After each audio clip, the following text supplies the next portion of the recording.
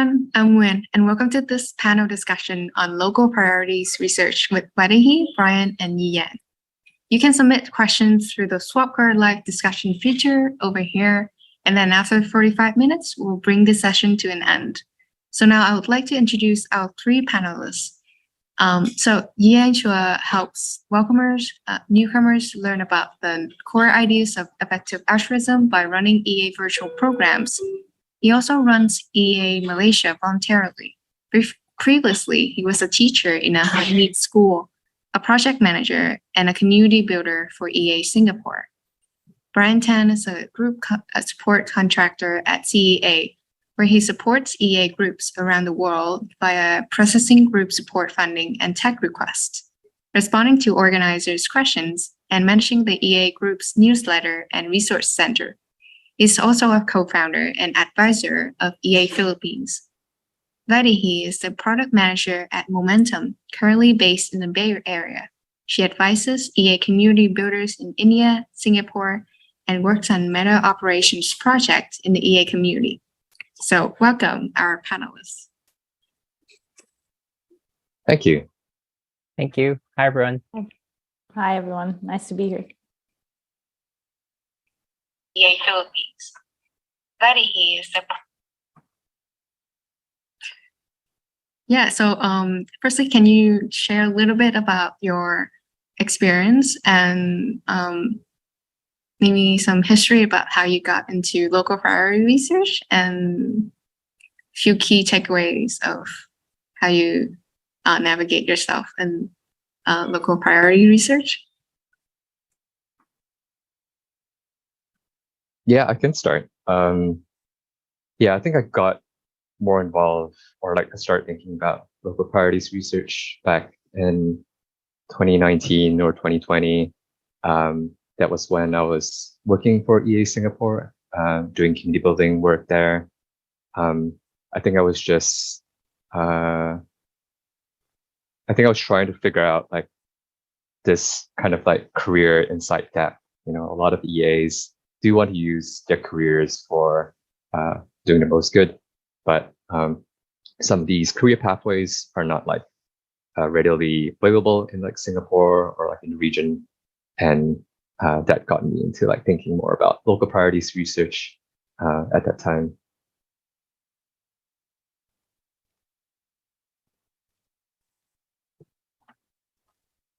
Should I pass this on to someone else who want to tell more? I can go next. All right. Nice. Yeah. So yeah, I in 2020 I was still just volunteering for EA Philippines, which I co-founded.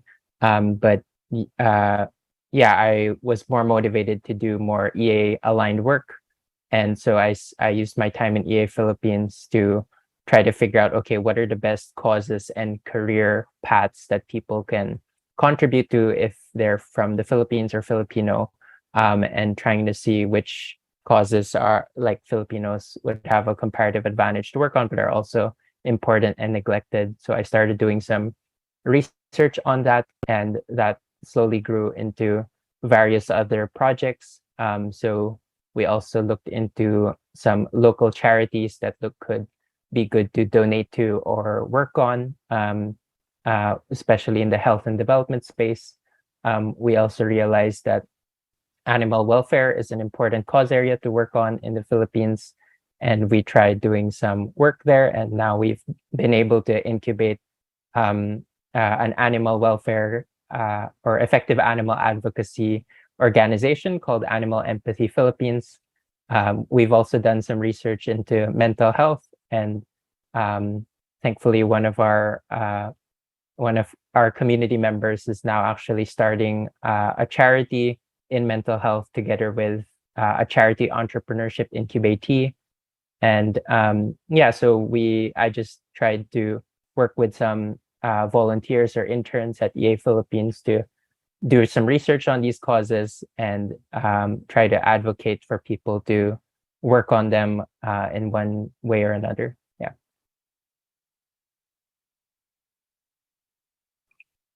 Awesome. I can wrap up. So yeah, as Nan said, I'm Vaidehi. I've done some sort of community building work over the last few years, working primarily with group organizers outside of like the US and the UK, trying to figure out, working on projects to try to like figure out how to make career advice more like accessible and relevant to people in those countries where there might be other barriers like visas or, lack of freedom of movement and other things like that. And also just like how different sort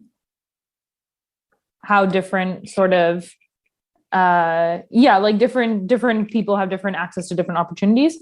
And so I started getting quite interested in this idea of like localizing career advice for different countries, and like how would we go about doing this, because it seems like not very obvious what are the best opportunities for someone if you sort of add in a bunch of constraints.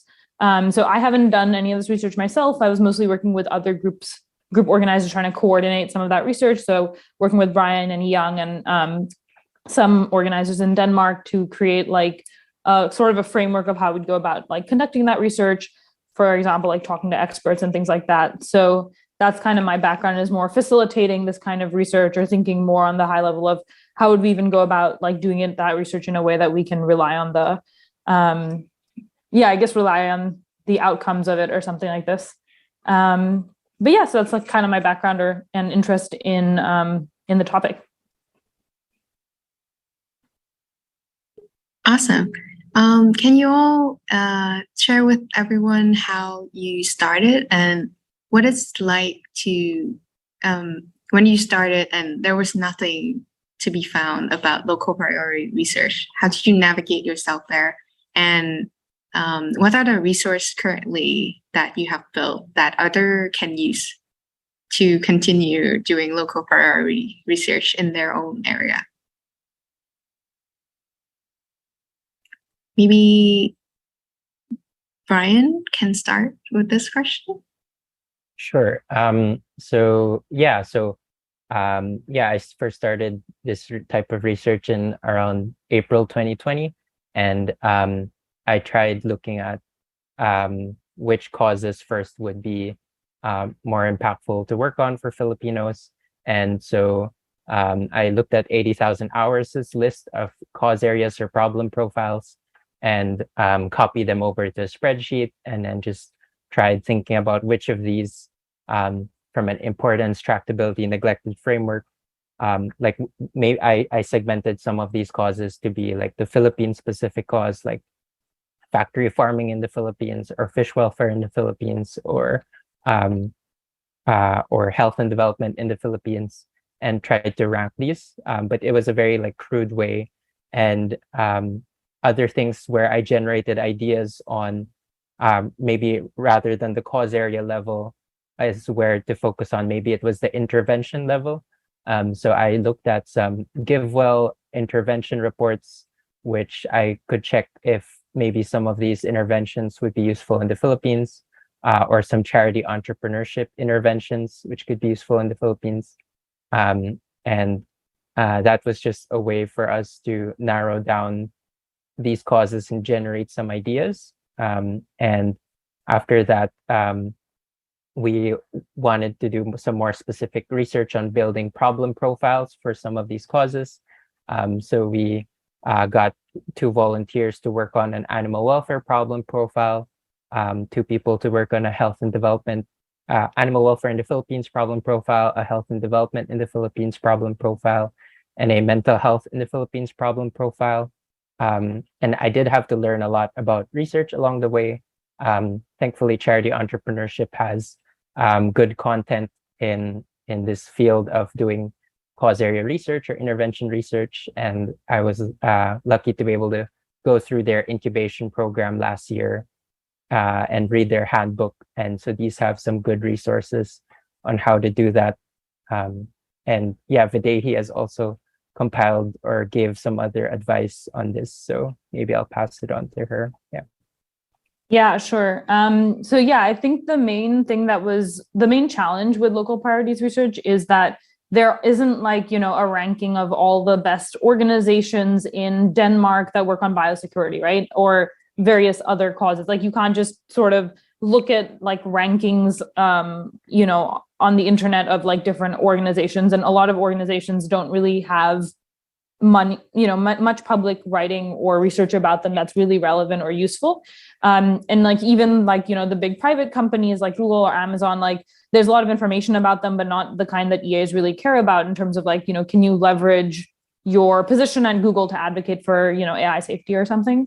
So basically the thing that we thought would be interesting, that we sort of did an experiment with in Denmark, was to like think about who can we like, basically we have to go through like experts or people who already know things. And so obviously you can start with your EA networks, like EAs in Denmark who might know, you know, what are some promising biosecurity organizations, but like that doesn't seem to be like enough. Like there seems to be like also there's a gap in knowledge of just experts in these different causes in different countries and talking to them and getting their perspective. So fortunately for us, charity entrepreneurship has like, so when they do their, basically charity entrepreneurship creates, does research into like promising interventions that new charities could be formed around. And so part of this process, they have like a pretty long sort of research process, which involves lots of different kinds of research. One of those types of research is like this expert view kind of research, where they talk to experts in various, within that intervention or in that field. And they do research both on the high level and the low level of like, what in this, you know, broad, you know, this broad like area of global health is promising. And then more narrowly, like within like, you know, I don't know, malaria, like what's the most promising interventions, right? So we basically stole, or I basically stole like almost all of that in terms of the questions and like how to like weight them and things. And then someone else had done some research on like AI policy in Europe, and they had developed some questions as well. So we sort of like pulled together these resources to be like, this, maybe this seems like a pretty good step on how to actually speak to experts that like aren't EAs also. So they may not be like used to thinking in this sort of INT framework and things like that. So yeah, I think that was like the biggest thing that was maybe like different from what Ryan has said, or something that's like that was done in like Denmark, at least, of like talking to experts. Yeah, I can talk more about my own experience. I probably won't rehash some of the things that Brian and Vaidehi said. So I think I'll talk more about how, like the two kinds of things I've tried doing in both like Singapore and in Malaysia. So within Singapore itself, when I was doing local priorities research, we sort of kind of know that AI seems like a really big thing back in like 2020 in Singapore. Like there was huge government funding at the time, and so the Singaporean government generally has like a pretty long-term horizon when it comes to like policy making. So it felt like pretty obvious that we should just like think hard about AI safety as a cause area in Singapore and how do we get people into this career pathway. And that's how like we drafted like the AI safety technical research kind of career pathway and the AI policy career pathway posts on the forum. And I think like the kind of really rough methodology of how I did it was just basically talking to experts in both like the Singaporean context and also in like the EA kind of community context, and synthesizing like what they're thinking. And that really helped me with like drafting this like forum posts. In Malaysia, on the other hand, we took a really almost like the opposite approach, where like in Singapore, we kind of know like which cause area seems like most promising already. Whereas in Malaysia, we're like starting from a blank slate. And I use charity entrepreneurships kind of like weighted factor model, basically just doing like really breadth search start, where like we're just brainstorming like what kind of cause areas that could seem promising in Malaysia, and then like slowly deep diving into like the specific ones that we think could be even more promising. I felt like that wasn't like probably the best methodology. I think when I think hard about it, it seemed pretty obvious back then, like, oh yeah, factory farming seems like kind of really neglected in Malaysia. So it's like probably better to just do a deep dive back then. So these are like the kinds of like things I've like drafted, or like resources I've made for Singapore and Malaysia. I've also like drafted this like starter guide for people who are interested in local priorities research, and you can find that in Vaidehi's really useful, I guess, like guide on local priorities research. And yeah, click for yourself and see what you think.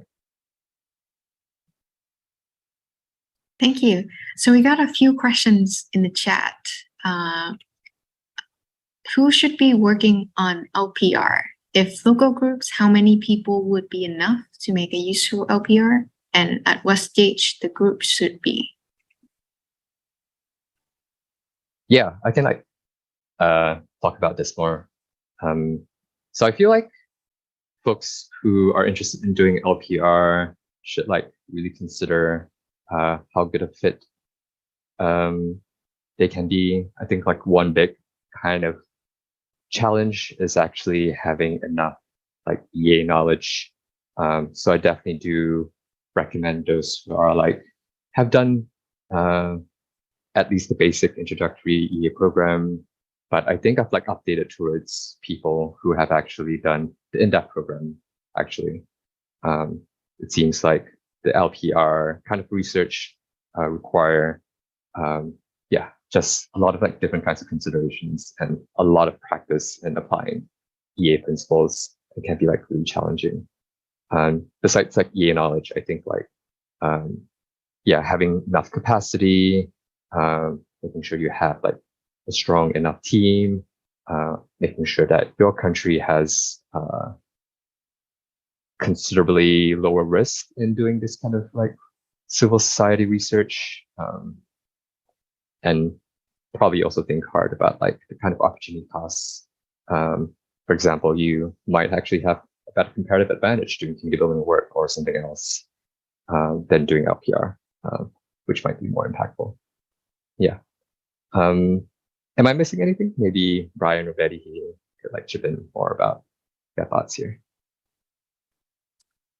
I think that's basically right. I will say there's also something here around like, I think if there's specific opportunities that you notice in your country, like that seem really good from, the perspective of a particular cause and seem pretty highly leveraged, and you seem like you're in a good place to actually do something about it. Like, I don't think you have to do a whole LPR thing to know it's a good decision or something. Like, I think there's sometimes opportunities that come up that are quite like, opportunistic. Like it's not like something you planned from before, but when you notice it, if you're already kind of keeping an eye on certain spaces, it seems like maybe that's like something that doesn't have to go through an LPR framework, but more just like how you would make any decision or something. But just because it's in your country doesn't mean it's like, I guess like I don't want to maybe make it seem like you have to do this in order to do anything or something. Also,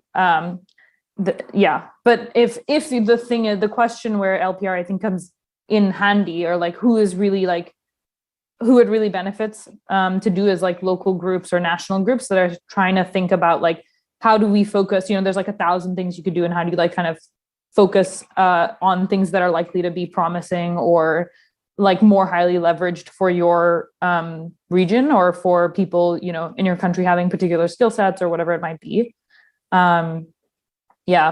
That would be maybe my one addition to that.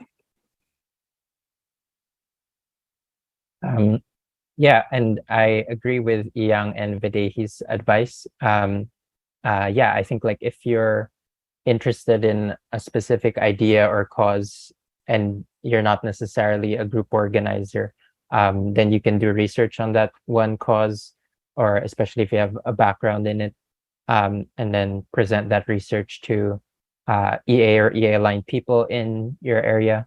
But it is really like the main people who could be doing local priorities research are EA group organizers, like especially national group organizers, where or also like city group, especially if you're like the main city group in an area or in a country. And with there are lots of potential ideas or causes to work on, and it's important to narrow these down, and it's important to have an open mind across these different causes, And yeah, like it does take like quite a bit of time, and it's also not necessarily one of the like important things to work on immediately as a group organizer. I feel like you because it can take time. Like it depends I think you have to clarify what you're trying to use local priorities research for. Like you could do a 5-hour version, but you could also do like a 50-hour version. And it's important to think about what you're trying to get at. And it should probably only be 10 to 20% at most of what you spend your organizer time on. Yeah.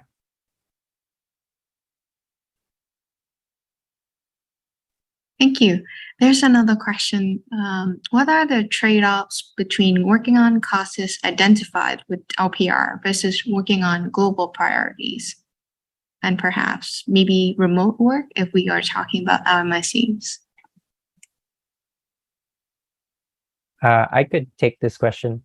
So yeah, I think the EA movement tends to prioritize some main causes on like health and development, animal welfare, long-termism or existential risks, and EA movement building. But of course, EA movement building is more meta. So in terms of those 3 first causes I mentioned, like those are useful starting points to figure out, okay, which of these causes make more sense for my country or my area, and what are there career paths or opportunities that are uniquely good for your area. And so, yeah, I think it's important to have an open mind, because some people might just be focused on one cause and they have that motivated reasoning to try to recommend areas or interventions in one cause, but they don't realize that their country might actually be important in some of the other causes.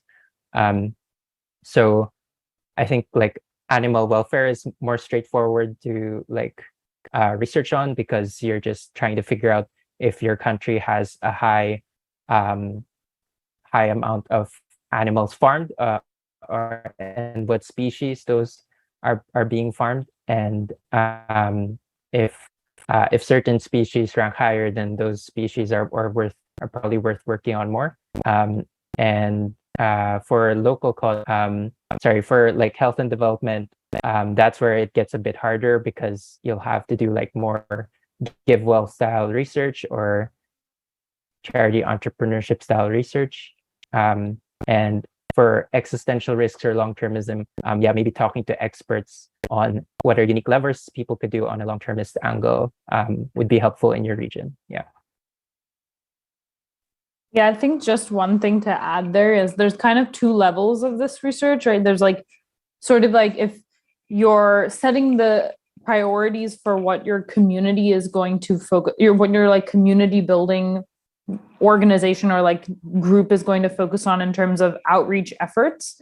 And then also like maybe something that's more personal on like what does each individual person do. So if this question is from the perspective of like, how do individual people make decisions about trading off between LPR and sort of global priorities research and remote work and things like this, then I think like personal factors weigh in a lot. So, for example, like maybe you care a lot about reducing risk of alignment, AI or AI safety or whatever, and your only opportunities are like remote work opportunities, but you're really like not, well suited for remote work. Maybe you don't like it. Maybe you prefer having in-person interactions with people, then like that could be a big enough factor that you're considering other options. But like, I think the general advice is something like, starting at the level of, okay, we have these causes we think are pretty important on a global level. And then like taking that as like the baseline and then being like, but that's not like the final like arbiter of the decision or something. There's like all these other factors. And so it's like, in an ideal world, the thing you think is the most pressing thing on a global level is also the thing you personally or your group could work on. But oftentimes it may not be that way, or like maybe there's some misalignment. So I think like there's just that thing of like, it's like when you're thinking on the high level, like it's often easy to forget there's like going to be individuals down the line making decisions. And those individuals have lots of different constraints, including like yourself, I guess. So that would be my one thing, is just like maybe being clear that like the priorities you set at the high level and what individuals do, there's like lots of steps to that process. So even if you identify local priorities, it might still be like many steps till you get to the impact or something. Yeah, I think I want to build off from what like Vaidehi has mentioned. I definitely do find like quite easy to just say, hey, here's like the high level things we should just focus on at a global level, and maybe like pick a piece of that and work on it locally. I don't think that's like as easy as it seems, like what Vaidehi mentioned. I think like the one big like constraint is basically one, like your own personal fit to that kind of like career pathway or like that specific cause area. Not everyone's going to be like a technical AI safety researcher. Or number two, I think like there is, the kind of like constraint to not be able to travel to any country you like. And for example, like some people have like visa issues, which might make these kinds of like coordination more difficult. I do want to emphasize that as you're like thinking about like LPR on like not like a community or like a national kind of like scope, but also thinking about LPR in like your own individual scope and say, hey, what kind of like career pathways would work for me? And thinking about your personal fit, thinking about locally, like what things you could do, and trying to make sure that it connects, seemed to help me when I was like thinking hard about, even when I was like thinking about AI policy kind of work in Singapore.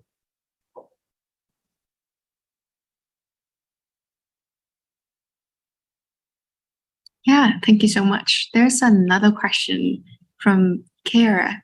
What are your thoughts on using LPR for identifying local volunteer opportunities for EA groups? What process could we use to make a MVP LPR to find the best local volunteering opportunities?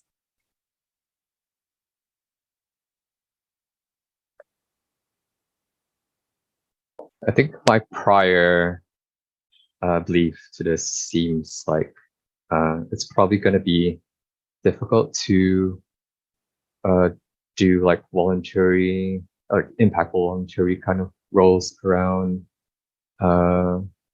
these things. I think possibly like you could start with like a voluntary group doing LPR research. I think that's what like Philippines did in the first place, and then that translated into like actual like big projects like animal empathy in Philippines, and then mental health group as well.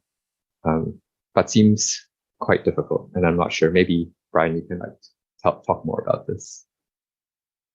So we have used LPR, or we have done research in EA Philippines to identify job opportunities, internship opportunities, volunteer opportunities. So yeah, we tried to figure out what are the best health and development organizations I work for or intern at or volunteer for. And I guess it depends a lot.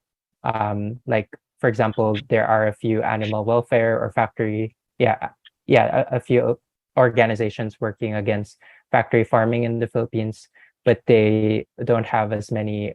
They don't really have volunteer opportunities currently in their farm animal welfare activities, while a couple of health and development charities in the Philippines do have volunteer opportunities, but they could be quite niche, like, oh, we want to do outreach in the media or do certain things. So yeah, it seems like LPR is better for identifying internship opportunities or job opportunities rather than volunteer opportunities. But yeah, there's probably like some, like, it depends what organizations you find. And yeah, if your goal is to find volunteer opportunities, you could select for organizations that like have more volunteer opportunities, or you can contact them to ask them if they have volunteer opportunities. Yeah, I think my guess here is something like there's been a bunch written in the EA space, like on the EA forum, about like the cost of volunteering and things like this. I think like in general, I feel like it's unlikely that there would be like local, or when I say local in this case, I'm saying more like in-person volunteering opportunities in any given space. Like there might be if you live in like a hub with a lot of EA aligned organizations, or that's, you know, where those organizations might have opportunities. But in terms of volunteering, the main volunteering opportunities are really with organizations that use a lot of grassroots support, which is primarily animal welfare. And as Brian's saying, it's not even the case that there's a lot of opportunities in the Philippines. So maybe this differs by country. I know in Europe and the US, a lot of these organizations like the Humane League and others like use a lot of volunteer sort of support. But like most other organizations like global health or in the long-term space don't have much need for volunteers, whether or not they're EA, just because those organizations are structured differently and they don't use as much grassroots support. And so like what kind of opportunities would be there would probably more like skilled volunteering. So it would be like, Animal Advocacy Careers has a skills job board, it's like a skilled volunteering board, basically, where they're looking for people with, expertise in like social media or digital marketing or other things like that, like very specific skill sets. And then they're attempting to help organizations match with those talent. But I think in general, like local volunteering is just, or volunteering in general is like, it's hard to find opportunities. And it's also hard to sort of, for those opportunities to be particularly impactful in and of themselves. Like they might be impactful if you have a group members that you feel would be more engaged if they have object level work. But I guess I'm a bit more skeptical that it might be impactful. Whereas local priorities research is like focused on sort of careers, because I think that is like also what's more impactful in the long run or something like this. So that's my little addition.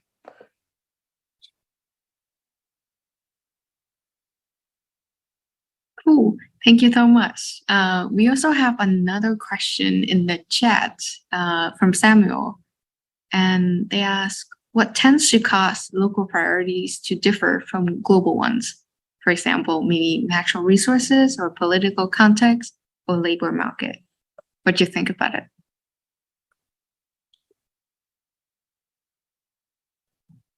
I think like the most obvious one for me is when I was like thinking a bit about Malaysia as like a country, like what kind of comparative advantages does Malaysia has that we could leverage on that could potentially be impactful. I think like the first thing we think about is like economic output, GDP per capita. The second one is just how are they like a soft power, like are they like a small power, medium power, or big power in the region in terms of like geopolitics. The third one was how big is the population size? Generally countries with like really large population size is going to be like pretty powerful or would have like large economic output. The fourth one is like research output, was something I looked into as well, for how many universities does this country have that are like really top ranked. I think these were like the four kinds of things I looked into. And just FYI, when I was like looking into this in Malaysia, it's like, oh, everything is pretty in the middle. So I would like consider Malaysia as like kind of like a middle rank kind of country, and didn't seem to have like a really strong leverage you could look into that could be really impactful at that time.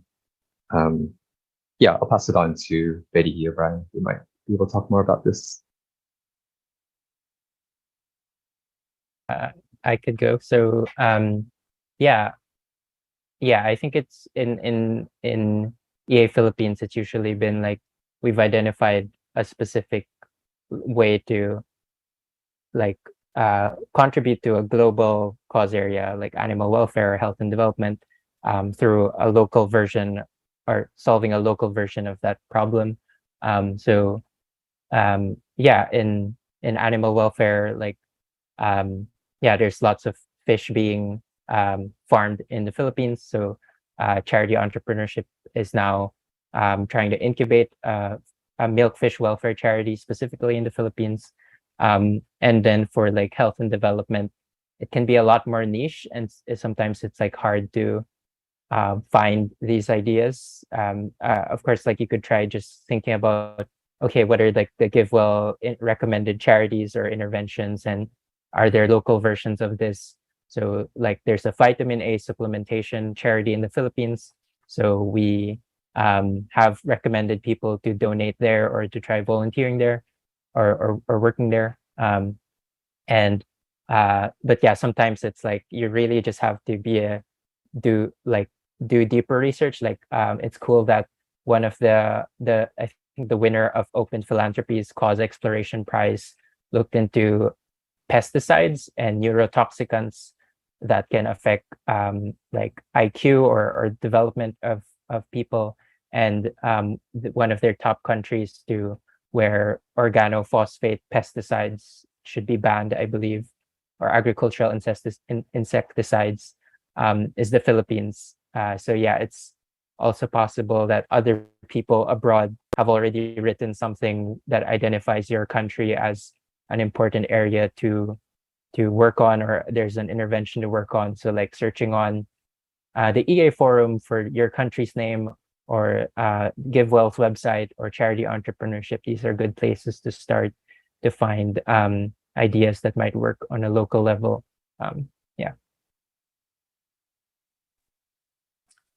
Yeah, I'll just add a couple other examples more from like the European context. And most all of these considerations we're discussing are in the resources as well that are linked as like potential things you might consider. But like one example is in Denmark, or in a lot of European countries, one of the focuses being like looking at sectors that are particularly strong. So in Denmark, there's a lot of like life sciences. So life science is a particularly strong sort of area. And so one of the recommendations the Denmark team made was like maybe biosecurity is more promising in Denmark than relative to other countries, because like there's a very strong sort of sector and lots of pharmaceutical companies. There's a lot of funding into bio research. You could say the same for Singapore, actually. There's a lot of funding into bio risk, as well as like just biology, life sciences in general. And then you might also look at, for example, the academic institutions for some of the more academic fields, like especially in the long-termist space. So, for example, is there a university with a particularly strong like machine learning program, or are there other maybe a very strong philosophy department, very strong maths department? So like those, trying to like break it down into like, if there's an area where a lot of talented people or like producing a lot of really good work in an area we care, like EA, that like from a global priorities perspective, right, is important, then that could be like a very interesting place to start exploring and seeing like what's the work being done there, how similar or different is it. Perhaps that's like a good pool of people to actually start talking about these cause areas with, because they kind of already have the technical background to hit the ground running. You might also look at culture more generally. So like some places it's like in Denmark, their observations were that people are philanthropic but not ready to act on it, right? So there's like a difference between sort of willing, like being open to giving and actually giving, or something like a culture of giving. So like I could say in like Asia, maybe sometimes there's like less of a culture of giving compared to the West, because of different like attitudes around money or something like this. So those are just like some other like kind of things you might look at from more of and a lot of this information can be just like crowdsourced as well, because you will probably know like, oh, in my country, we have a really good university, like it's the top ranked in, the region or in the continent or in the world for XYZ thing. These are just things that you would already know about your country if it is like ranking internationally or like regionally. And then some of these things you would probably like also just ask people who are more knowledgeable than you about and get a pretty good sense of without doing like a ton of research necessarily. But yeah, that's kind of how the Danish group did it, because they took a very like, simple approach to like looking through they did a very like time capped research project basically. So they drew a lot on their own knowledge. But yeah. Yeah, thank you so much, Vaidehi. Thank you, Brian and Ian. We're also running out of time, so that would conclude the session and our second day of EAGxVirtual. If you have any more questions, feel free to email or message Brian, Yang, or Vaidehi on Swapcard. You can also book a one-on-one with them. And thank you so much for your attendance. We hope you enjoy your experience here and hope you have a great day ahead. See you tomorrow.